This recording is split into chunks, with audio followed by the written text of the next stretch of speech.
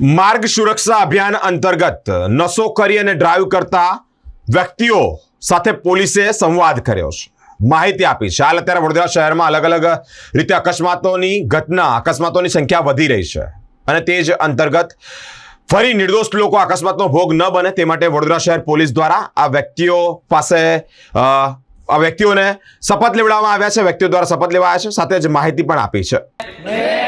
आज शपथ लेता हूँ कि आज के बाद मैं किसी प्रकार का कोई नशा नहीं करूँगा और नशा करके गाड़ी चलाने से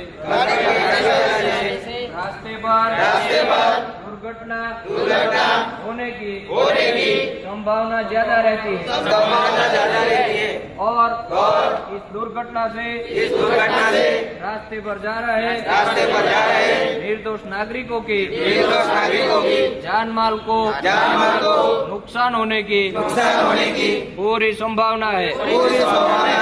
नशा मानव स्वास्थ्य के लिए हानिकारक होता है।